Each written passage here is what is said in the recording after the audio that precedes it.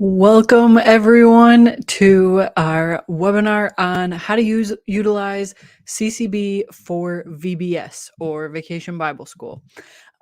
This webinar it's going to be a deep dive case study. It's a little more advanced than our previous ones, but really hope you guys get value out of it. As always, love to introduce yourself in the chat. Tell me where you're watching from. I love hearing from you guys and hearing where you're from. My name is Katie, and I work full-time at a church in Lansing, Michigan. And just my joy to do these trainings for you, just share a little bit about how we use CCB, some things that we have learned along the way, and hopefully that helps you out. So first off, how are you guys using CCB for VBS? Are you using forms, process queues, schedules, check-in? How are you using it? Love to hear that in the chat. All right. So I'm going to walk through our process, and this is just going to be how we do it. And with all case studies, this way is not the only way to do it. This way is not perfect by any stretch, but this way does work for us. We have used this for 5 years. The first year we only used CCB, and I'll talk about that. And now we use CCB plus another software, which I'll show you. So first, quick facts about our VBS. Our VBS is over 900 children. The last couple we've hit over 1,000, and it's 300 volunteers that are a part of it. So managing all of that. And we really run 3 VBSs at the same time. So there's a preschool VBS for 3 and 4-year-olds, an elementary VBS for kindergarten through 4th grade, and then something we call the Blast, which is 5th through 7th grade. Now, all 3 of those have separate large group worship rallies, and then the preschool and elementary have similar rotations as far as crafts, recreation, the mission rotation, the typical ones. And then the Blast, they do something called electives. So students pick 2 that they participate in during the week. So our electives are archery, painting, we're doing disc golf this year. There's woodworking, whatever our volunteers are like, hey, I have this skill. I'd love to teach some students how to do it. So in the registration process, the students have to pick what 2 electives they want. And it's first come, first serve. And then also, we have a team of 4 volunteers that are on our registration team. So I lead that team and help assist them in the process, but it is run by volunteers. And as you know, doing VBS, there's a lot of pre-work with registration before we even get to the week of. So I'm going to try to cover all of that. And as always, please drop some questions in as we go through. So let's begin. So this is what our process looks like. We have 2 different registration forms. One is for VBS, which covers the preschool and the elementary VBS. And then we have a Blast registration form. Now, I'll talk about this in a second, but our VBS registration form is tied to the parents' profile in CCB, and the Blast registration form is tied to the student's profile. Both of those forms feed into our registration process queues. And then within the process queue, the data gets updated in CCB, and the child gets added to Trello, which is that other software. I'll talk about that in a second. And then the children get added to specific CCB groups, as well as once their room is assigned, each room is a different event within CCB on that week. And that allows us to do attendance through there, check-in through there, and send communication. So our leaders can we have them send notes afterwards. So all of that is in there. So let's go through each piece, starting with the registration form. So like I said, our VBS registration form is tied to the parent profile. And how we do that is parents can register 5 children at a time.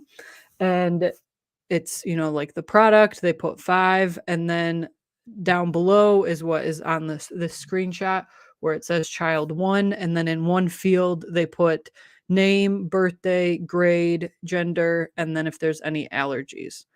And unfortunately, you can't do like logic-based questions yet. Hopefully, it's going to be an update soon in the database. So it is a long form. It looks like a long form, but if you only have one child, you fill out child 1, and then you just scroll to the bottom and hit the billing information and that sort of thing. We haven't had any, like we've asked for feedback in our process from people who have 1 kid to people who have 5, or even people who have 10 kids that are registering, and nobody seemed to mind. It worked well. So you can see we also ask, is this your child or a friend that you're bringing? That's so we know is if the family position should be child or other in their profile. And then I'd like to be in the same room as my friend, so they include that information, and then any additional notes. So this is where with like the medical stuff, there may be, more information that we need to know. So that's where the parent can put that in. As you can see, the child 1 fields are all required. All the other child ones are not required. But that is how that registration form works. And then that form goes into this registration process. Now, the first year, we only used CCB for all of the registration for VBS and the blast. But, and this is what that process looked like. This is the exact process. So all of the people go into, all the profiles go into add kids to grade level group. But remember, it's the parent's name that is in there. So we'd go to the queue, we would look at the form, and then we would add the kids to, we would add the kids to the specific holding tanks and update the information. So we create 2 different custom fields, one VBS blast notes and the other VBS blast parent pickup. Now, these for the special notes, that's what that notes field is used for. And then the parent pickup is another field higher up in the form where we ask whoever can pick up the child, only the names in this field will be allowed to pick up the child.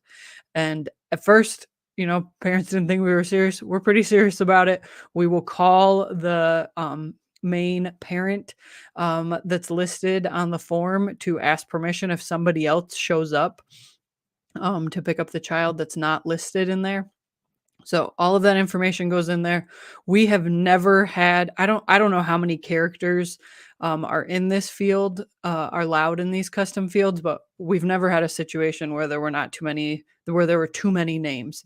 And some people list like 10 names of people that could pick up their child that week. So this just allows us to make sure the kids are going home with the people that they're supposed to, because, throughout a week, our VBS is in the mornings. It's 9 to noon, Monday through Friday. And throughout the week, different things come up. Different people need to pick up their kids. So that's how we do that. And then the child gets added to the specific grade holding tank. So all of the kids sit in there, and I'm doing this part where it's adding the kids to the grade level group. Like that's my queue, or other staff members, because our VBS is over 900 children. It's kind of a all hands on deck. So we have an admin team. All of the admins on our staff are called the super team. And so they help out in updating information and all of that. The holding tanks is where our volunteers would take over. And then they would look at that, and then they would add people to the specific rooms that they were supposed to go into based on same room as, and then also we try to group medical allergies together, that sort of thing. So that's how this registration process worked. But it was kind of a mess, because if you if you look, you have those 2 rooms, and we would have maybe 4 or 5 rooms for each grade level. Um, it's super hard to move kids between the different process queues, and it was also difficult because you can't see what kids are in what room. So then it was a lot of clicking for our volunteers. It was also just a little clunky because we had to train them on how to use process queues, and they only have to use the software a couple weeks in the year, so they weren't going to remember it the next time.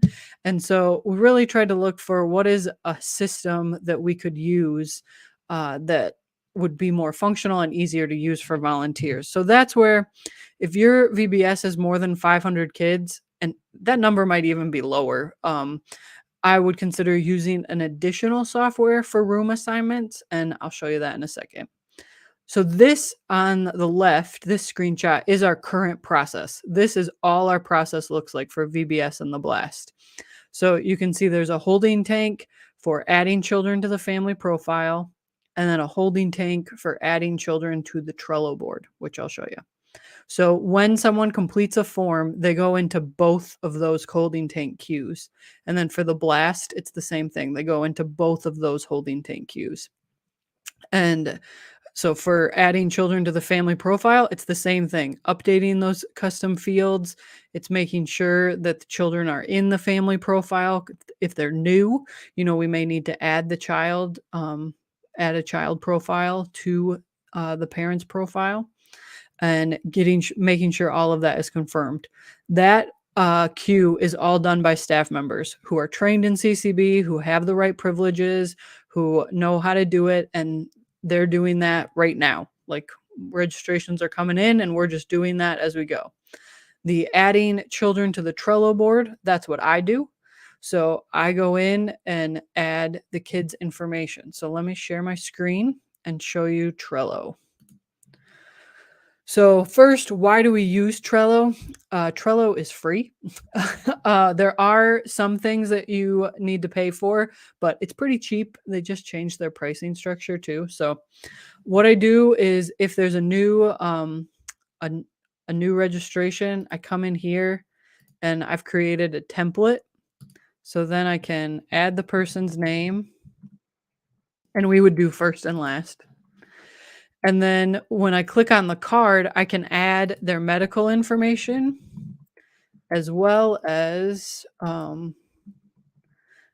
if they want to be in the same room as. So those custom fields you can add within Trello. And then we also add the labels. So all of this is all done in Trello. So then this is like first grade holding tank. And then our volunteers go to the holding tanks. So they'd go to Trello and then they'd see, okay, I've got Lewis. It looks like he has a peanut allergy and he wants to be with Drew. And so then I can look through my list, and then I can just click and drag him over and add him in. And so this is a little overwhelming to look at. This is a previous year. I just deleted a bunch of kids and took out the personal information, but you can see at a quick glance, we can see we have 15 kids in this room, 19 kids in this room, 12, and if we have a set limit, we can see if we're getting close. And then we can also add these different labels. So Summer Place is a neighborhood complex that we bus kids in from. And so we always want to put those kids together so they're in the same room. And then you can see the different medical information shows up on the form, as well as same room as. So we're sure we're putting people where they want to be. But it's just an easier view, and everything is just click and drag. So when we send out the room assignment emails and someone's like, oh, I want to be with so-and-so and they're in this room, can we switch? We can easily go in here and switch them. Also, when we have walk-ins, I don't know if your VBS is the same way, but our VBS, we have over 100 walk second day. And so we need to be able to quickly put them into rooms so we can get them into their classes as quickly as possible. And this allows us to do that. So our volunteers, there's another label for new kids, and our volunteers add the card, get the basic information in here. The parents have filled out the paper form. And then once the kids are in the class, then we can do the back end work of adding them into the database and all of that stuff. But using Trello allows us to just do it super quickly. Now, this system has its limitations. It is not really designed for what we're using it for, but it has worked well for us. We've used this the last 4 years, I want to say, and it has worked really well for what we've needed. And it has made it easier on our volunteers. Our volunteers felt super stressed about not knowing how to use the database, but because this is straightforward and it's just clicking and dragging, you can see we added any additional information in the description as well, so they can see that. But that is how we use this for room assignments. And then with the room assignments, the room assignments, once we have set the room assignments on Sunday, we add everyone the Sunday before, we add everyone to the event specific room, and then that's how we generate all the reports. You can pay to export the your Trello board, and then you could use that as a checkout sheet or check-in sheet if you wanted. But we wanted them in events anyways, and I'm trying to get everybody to use check-in more. So all that data is in there, attendance is in there, and all of that stuff. So we go back. So for sure, this is an extra step. But I can tell you, if when you are dealing with a lot of children, it is so much easier to have this as an extra step than having to make all these corrections. It was getting too confusing when we were using it exclusively in CCB. So if you have questions, please ask. I know that might be a little confusing. I was trying to figure out how to simply say that. So let's switch a little to our volunteer process. So our volunteer process, volunteer form, they can check what roles they're interested in. And also on the left side, this is the 3 ways that people can sign up to be a volunteer. So it may be in the registration form. They're clicking, I'm a parent, I'm interested in serving. And so then we'd contact them. Same for the students, I'm interested in serving. And then we just have a general form that's just that initial interest, I'm interested in serving. And then on the right side, you can see all of the different roles.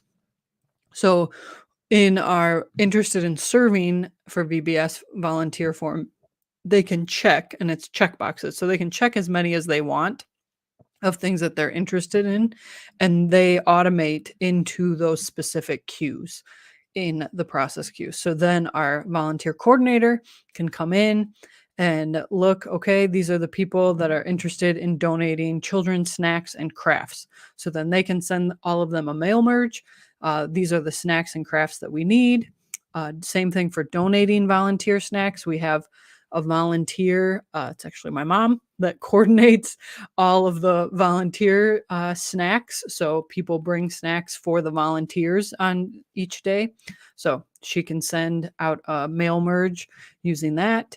And then same for each one. So whether it's a specific team, like I lead the registration team, or if it's our volunteer coordinator who's just coordinating all of the pieces, they can send it from there. And then those, when someone, let's say, all right, I am set up to be on the recreation team, Susie's all set to go, then they automate into the specific schedule. So you can do a public sign up for, like, within schedules. You could do a public sign up where people are signing up directly into the schedule for whatever position. We add the form and the process queue step because we found a lot of people are not really sure, and it kind of needed a conversation of like, where would I best fit? I really want to try this, but I don't know like where I would fit. And it also helps with we have a lot of volunteer roles that are the week prior or several weeks prior to VBS that people are like, I can't take time off that week, but I can do stuff in the evening. Like, could I help build the set, or could I help put together crafts before, like, prep that stuff? Could I help prep curriculum? So those kinds of conversations can take place when we do the form and the process queue. So you can, though, have people sign up directly into schedules using that public sign up thing. So that is an option. This is also a new thing that we're adding. We're using volunteer schedules. We're using schedules for the first time. I guess we did a little last year, but we're fully doing it this year. All right. Sunday before VBS, we send out room assignment emails. So from Trello, our volunteer team adds everybody in the specific rooms to the event. And then we send out these mail merges, and you can see we just have a template that we just update whatever room it is and the grade level, and then all the information stays the same. This is basic information about what they need to know, times, what the different contests that we're offering, as well as you can see the attachments. We attach a building map. Our building is pretty large, and we use every single inch of it, classrooms and sections of hallways sometimes to fit everybody. So we have a building map that outlines where everything is. And then we also attach the snack schedule. So that has all the ingredients and everything like that. So if a child has high allergies, then they're aware of what days they need to bring their own snacks. So all of that information is in that email, and that goes out on Sunday afternoon. So the Sunday before VBS. These room assignment emails make your Monday so much smoother. We also have posted at two of our entrances a board that has everyone's name listed and the room number. So between those two things, it allows for the Sunday night. If there's any questions people can be asking, they can be emailing. They email me, and I can be responding to those and get ahead of those. And then it also allows people to just be able to come on Monday and go straight to their classroom instead of having to wait in a line and all of that stuff. So then we're able to just deal with the walk-ins and the people who are bringing their friends. Their friends decided to come last minute, and so then we can get them into rooms. So it makes that a lot smoother by doing a room assignment email. And then for check-in and checkout, now we do not use our Sunday check-in process at all. We don't use our kiosks. We don't use our iPads. No labels. We have laminated name badges that are kind of big. They're maybe like 4x6 with clips that clip onto each kid and that have their name, and any of the medical information that we need to know is on that tag. It also has like the schedule on the back, and it's more themed as opposed to the standard label. And then, so we don't use our check-in process. The parent takes the child to the room, checks them in, and we have a custom report, this is what that looks like for each classroom. So, which is an event. So it would be first grade room 209 would be the event name. And then the report columns have last name and first name, and this is the child, allergies, special instructions, and then our two VBS custom fields of parent pickup information and blast or VBS notes. And so we save these. These are saved reports for every single classroom. And then our registration volunteers, we have one registration volunteer who's responsible for like 3-year-olds to kindergarten, another first and second grade, third and fourth, and then one that's just for the blast. And they run these reports in like before the morning. So then all the check-in forms, all the check-in reports are at the classrooms. And then after we add all the walk-ins to the system, so it's mid-morning, hopefully, then we run the report again and send it and then walk it to the rooms, and there's the checkout sheet. That also allows us, because sometimes parents will come and be like, "Oh, Uncle Bill is going to be picking up my child today. Can you add him to the list?" So any of those notes get added as well. We do have overseers that are for each VBS. So the preschool VBS, the elementary VBS, and the blast VBS. So those overseers are the ones that are checking in volunteers, because we just have volunteers go straight to their area, straight to their post. And they're walking around with the lead app and checking in volunteers that way. So we did that last year with just the blast. We were just trying it out, showing that it wasn't scary. And so now we're going to do it for everybody. But so that's just kind of how we've rolled it out. It hasn't all been one sweep. We've just kind of latched onto the early adopters and made sure we worked out the kinks. Because one of the things with all these systems is it's hard to really test something. So, I created this process and ran some tests, ran some kids through it. All right, yep, it works. This is what I'm expecting. And then the week of VBS came that first year, and I was like, oh, wait, this is way too crazy. This is too much. And so then we had to make some adjustments. That's when we added Trello. And again, I just use Trello personally. That's how I do my own project management for my personal projects. And so that's why we used it.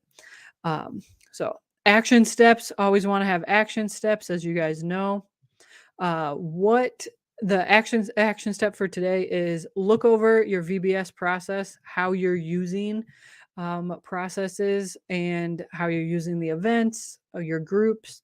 And then are there ways that you could use CCB more effectively to help your event run smoothly? One note, see, Melissa, you use groups for VBS, and that's awesome.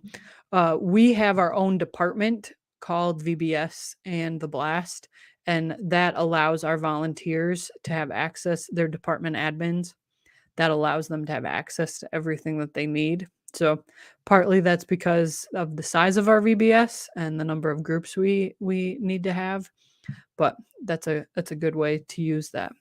Does anyone have any questions?